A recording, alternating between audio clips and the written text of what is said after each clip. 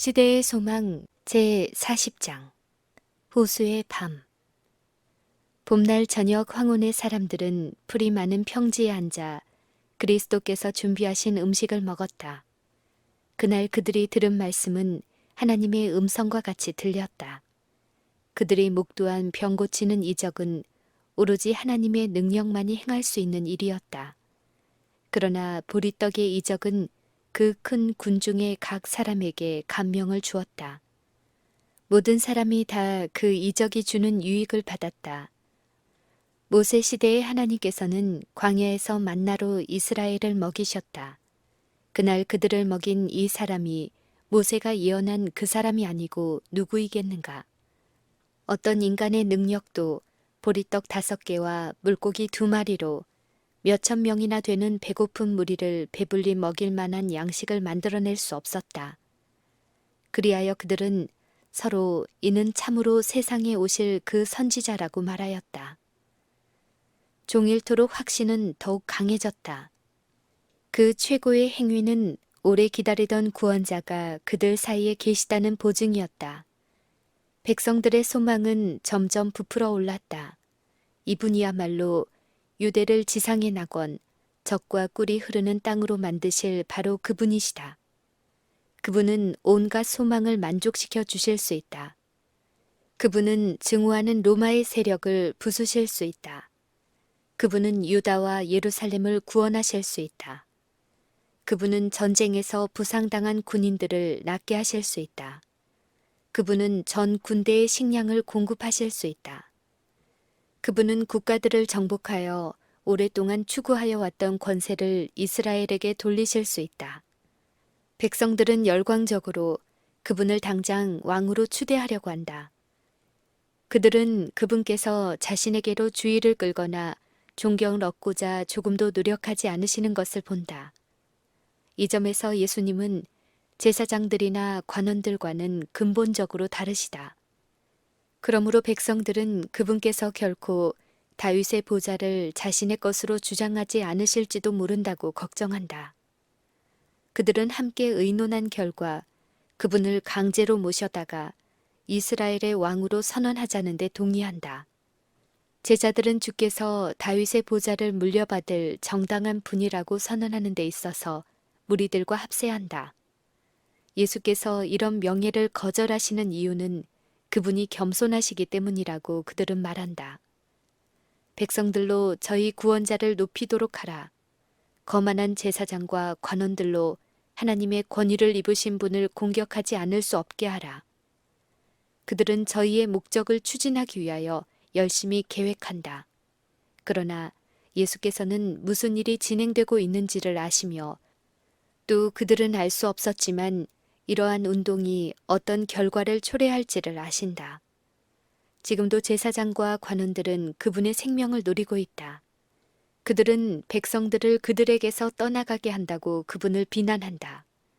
그분을 왕위로 추대하려는 노력에 폭력과 폭동이 뒤따를 것이며 그렇게 되면 영적 왕국의 사업은 방해를 받을 것이다. 이 운동은 지체 없이 저지되어야 한다. 예수께서는 제자들을 불러 당신이 백성들을 해산시키는 동안 배를 타고 즉시 가버나움으로 돌아가라고 명령하신다. 그리스도의 명령을 따르기가 이번처럼 불가능하게 보인 적은 없었다.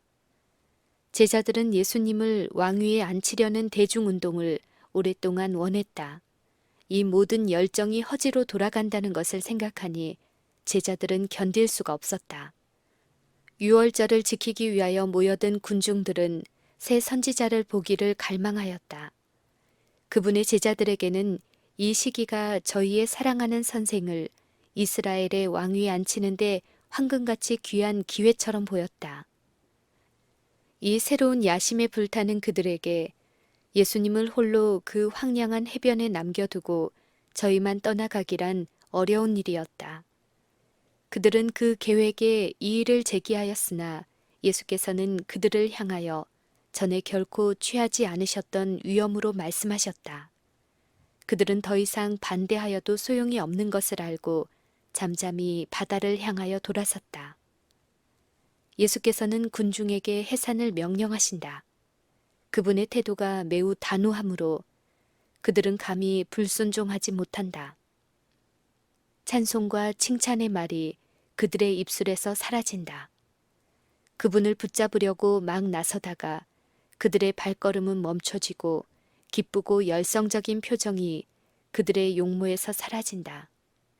그 무리 가운데는 심지가 굳고 결심이 굳은 사람들도 있지만 왕다운 예수님의 태도와 몇 마디의 조용한 명령은 소동을 평정하고 그들의 계획을 좌절시킨다. 그들은 예수께 모든 지상의 권세 이상의 능력이 있음을 깨닫고 한마디의 질문도 없이 복종한다. 예수께서는 홀로 남게 되자 기도하러 따로 산에 올라가셨다. 그분께서는 여러 시간 동안 계속해서 하나님께 간구하셨다. 그 기도는 자신을 위한 것이 아니라 사람들을 위한 것이었다. 그분께서는 사단이 사람들의 이해력을 어둡게 하여 판단을 그르치지 못하도록 당신의 사명의 거룩한 본질을 그들에게 드러낼 능력을 얻기 위하여 구하셨다. 구주께서는 지상에서 봉사하실 기한이 거의 끝난 것과 당신을 구주로 영접할 사람이 매우 드물 것을 아셨다. 괴롭고 투쟁하는 심령으로 그분은 제자들을 위하여 기도하셨다. 그들은 격심한 시험을 받을 것이었다. 일반적 기만 위에 기초를 둔 오랫동안 품어온 저희의 소망은 매우 고통스럽고 굴욕적인 모양으로 실망을 당할 것이었다. 그들은 그분께서 다윗의 보좌에 오르기는커녕 십자가에 못 박히시는 것을 목도할 것이었다. 사실 이것이 그분의 참된 대관식이 될 것이었다. 그러나 제자들은 이것을 식별하지 못하였기 때문에 저희가 시험이라고 인정하기가 곤란한 격렬한 시험이 닥칠 것이었다. 지력을 깨우치고 이해력을 넓혀주는 성령이 아니면 제자들의 믿음은 타락할 것이었다. 그분의 나라에 대한 제자들의 관념이 세상의 세력 부식과 명예의 몹시 국한되었다는 사실은 예수님에게 고통스러운 일이었다. 그들을 생각하는 마음의 짐이 무거웠으므로 그분은 쓰라린 고뇌와 눈물로써 탄원하셨던 것이다. 제자들은 예수께서 분부하신 대로 즉시 출범하지 않았다. 그들은 그분께서 그들에게 오실 것을 바라면서 얼마 동안 기다렸다. 그러나 이미 암흑이 들이온 것을 보고 그들은 배를 타고 바다를 건너 가버나움으로 갔다. 그들은 그분을 저희의 구주로 시인한 이후 그 어느 때보다도 그분에 대해서 참을 수 없는 불만스러운 마음으로 예수님을 뒤에 두고 갔다. 그들은 그분께서 자신을 왕으로 선포하신 것을 허락하지 않으셨다는 이유로 불평하였다. 그들은 그분의 명령에 그토록 쉽게 굴복한 자신들을 꾸짖었다. 그들이 더욱 강청하였다면 목적을 성취하였을 것이라고 생각하였다. 불신이 그들의 정신과 마음을 점령하고 있었다. 명예욕이 그들의 눈을 멀게 하였다. 그들은 예수께서 바리새인들에게 미움을 받고 계시다는 것을 알았으므로 그들은 그분께서 받으셔야 마땅하다고 생각되는 것만큼 높임을 받는 것을 보고자 갈망하였다.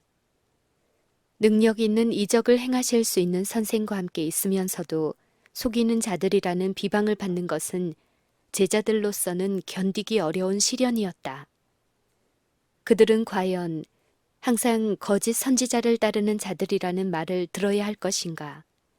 그리스도께서는 결코 왕으로서 당신의 권위를 주장하지 않으실 것인가? 이와 같은 능력을 가지신 분께서 자신의 진정한 신분을 나타내심으로써 왜 그들이 가는 길을 좀 더 수월하게 하지 않으셨는가?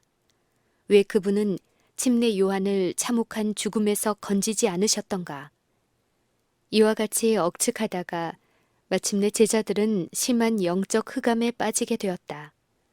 바리새인들이 주장하는 대로 예수님이 사기꾼은 아닐까 하고 그들은 의심하였다. 제자들은 그날 그리스도의 기이하신 행적을 목도하였다. 마치 하늘이 땅에 내려온 듯한 느낌이었다. 그 귀하고 영광스러운 날에 대한 기억이 그들을 믿음과 소망으로 가득 차게 했어야 했다. 만일 그들이 마음에 가득한 이 일에 대하여 피차에 이야기하였다면 결코 시험에 빠지지 않았을 것이다. 그러나 실망이 그들의 생각을 사로잡았다. 남은 조각을 거두고 버리는 것이 없게 하라고 하신 그리스도의 말씀은 유의되지 않았다. 이때는 제자들이 큰 축복을 받은 시기였으나 그들은 그 모든 것을 다 잊어버렸다. 그들은 요동하는 물 가운데 빠져 있었다. 제자들의 생각은 격동하고 분별력이 없었으므로 주께서는 그들의 심령을 괴롭게 하고 그들의 마음을 차지할 다른 어떤 것을 그들에게 주셨다. 하나님께서는 사람들이 무거운 부담과 근심을 자초할 때에는 때때로 이렇게 하신다. 제자들은 근심할 필요가 없었던 것이다. 이미 위험은 급히 접근해 오고 있었다. 격렬한 태풍이 갑자기 제자들을 엄습하였으나 그들은 그 태풍을 맞을 준비가 되어 있지 않았다. 그것은 갑작스런 기상의 변화였다. 왜냐하면 그날은 매우 청명하였기 때문이었다. 강풍이 그들을 때릴 때 그들은 겁에 질렸다. 그들은 불만도 불신도 안타까움도 다 잊어버렸다. 각 사람은 모두 배가 가라앉지 않게 하려고 힘썼다. 벳세다에서 제자들이 예수님과 만나기로 예정한 지점까지는 해상에서 불과 얼마 되지 않았다. 보통 일기라면 불과 몇 시간밖에 걸리지 않는 거리였다. 그러나 제자들은 지금 저희가 도착하려는 지점에서 자꾸만 멀리 떠밀려 가고 있었다. 밤 사경까지 그들은 힘써 노를 저었다. 그러나 지쳐버린 이들은 노젓기를 단념하고 말았다. 저들은 폭풍과 암흑의 바닷 가운데서 속수무책이라는 것을 깨닫고 그들의 선생이 함께 계셨으면 하고 갈망하였다. 예수께서는 그들을 잊지 않으셨다. 감찰하시는 분께서는 해안에서 겁에 질려 태풍과 싸우고 있는 그들을 보셨다. 그분께서는 일순간도 당신의 제자들을 잊지 않으셨다. 그분의 눈은 깊은 우수를 띠고 폭풍에 시달리는 귀한 짐을 실은 배를 좇으셨으니 이는 이 사람들이 세상의 빛이 될 것이었기 때문이었다. 어머니가 부드러운 사랑으로 자녀를 보살피는 것처럼 긍휼이 많으신 주께서는 당신의 제자들을 지켜보셨다. 그들의 마음이 진정되고 거룩하지 못한 야심이 가라앉고 겸손히 도움을 요청하는 기도를 드렸을 때 그들은 구조를 받았다. 이제는 죽는다고 생각한 바로 그 순간에 희미한 빛이 물 위로 그들에게 다가오는 신비한 모습을 비춘다. 그러나 그들은 그것이 예수신 줄을 알지 못한다. 그들은 자신들을 도우러 오신 그분을 원수로 생각한다. 공포가 그들을 억누른다. 쇳덩이처럼 단단한 근육의 힘으로 노를 잡았던 손이 풀린다. 배는 파도가 치는 대로 흔들린다. 제자들의 눈은 일제히 못 박힌 듯 거품 있는 바다의 흰 물결 위를 걸어오는 사람의 환상에 집중된다. 그들은 그것이 저희의 죽음을 예시하는 유령이라고 생각한다. 그들은 무서워서 소리를 지른다. 예수께서는 마치 그들을 지나쳐 버릴 듯이 앞으로 지나가신다. 그러나 제자들은 그분을 알아보고 구해주시기를 간구하면서 소리친다. 그들의 사랑하는 주께서는 돌아서시고 그분의 음성이 저희의 공포를 가라앉힌다. 안심하라. 내니 두려워 말라. 그들이 이 기이한 사실을 확인할 수 있게 되자마자 베드로는 거의 정신을 잃다시피 기뻐하였다. 아직도 믿기 어렵다는 듯이 그는 소리 지르기를 주여 만일 주시어든 나를 명하사 물 위로 오라 하소서 라고 하였다. 그러자 그분께서 오라 하시었다. 베드로는 예수님을 바라보면서 안심하고 걸어간다. 그러나 자만하는 마음이 생겨 배 위에 있는 동료들을 잠시 뒤돌아볼 때 그의 눈길은 예수님에게서 돌아선다. 바람은 몹시 사납다. 파도가 높이 솟아 베드로와 주님 사이로 직접 밀려오자 베드로는 겁이 난다. 잠깐 동안 그리스도께서 베드로의 시야에서 보이지 않게 되자 그의 믿음은 무너진다. 그는 빠지기 시작한다. 그러나 물결이 그를 삼키려 할 때 베드로는 그의 눈을 들어 성난 물결에서 돌이켜 예수께 고정시키고 주여 나를 구원하소서라고 외친다. 예수께서는 즉시 내민 손을 붙잡으면서 믿음이 적은 자여 왜 의심하였느냐라고 말씀하셨다. 베드로는 주님의 손을 잡고 나란히 걸어서 함께 배 안으로 들어왔다. 그러나 베드로는 이제 굴복하여 말이 없었다. 그는 동료들에게 자랑할 이유가 없었으니 이는 불신과 자고심으로 말미암아 자칫하면 그의 목숨을 잃을 뻔하였기 때문이었다. 눈을 예수님에게서 돌이켰을 때 그의 발디딤은 허물어지고 파도 속으로 빠져들어갔던 것이다. 곤경이 닥쳐올 때 베드로와 같이 될 때가 우리에게 얼마나 많은가. 우리는 우리의 눈을 굳게 고정시키는 대신에 파도를 쳐다본다. 우리의 발걸음은 미끄러지고 교만한 물결은 영혼을 뒤덮는다. 예수께서는 베드로에게 당신께 오라고 명령하고 죽도록 버려두지 않으셨다.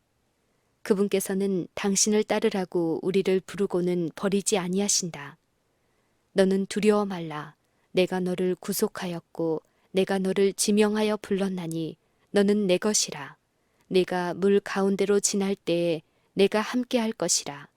강을 건널 때에 물이 너를 침몰치 못할 것이며 네가 불 가운데로 행할 때에 타지도 아니할 것이요 불꽃이 너를 사르지도 못하리니 대저 나는 여호와 네 하나님이요 이스라엘의 거룩한 자요 네 구원자임이라.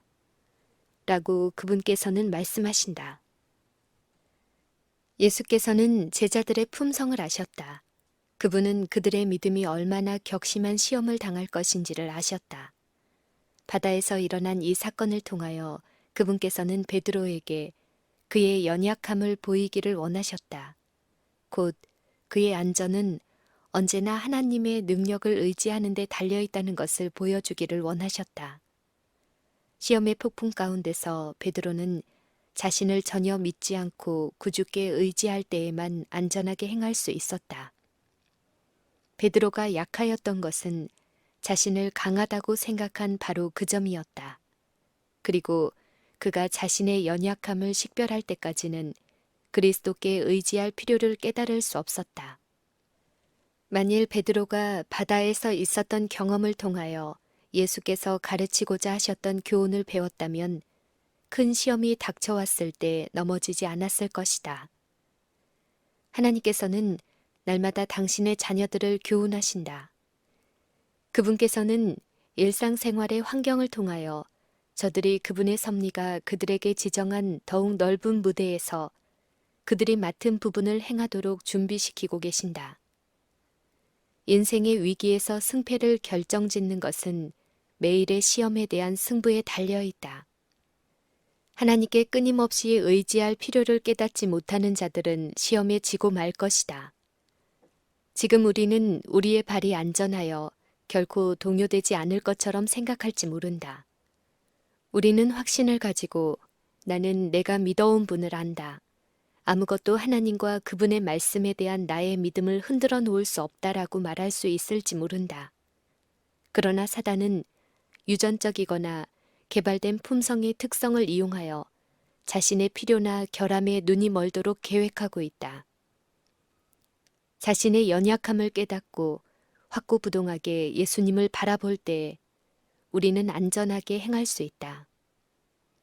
예수께서 배 안에 들어가시자마자 바람은 멈추고 배는 곧 저희의 가려던 땅에 이르렀더라. 공포의 밤은 가고 먼동이 트기 시작하였다.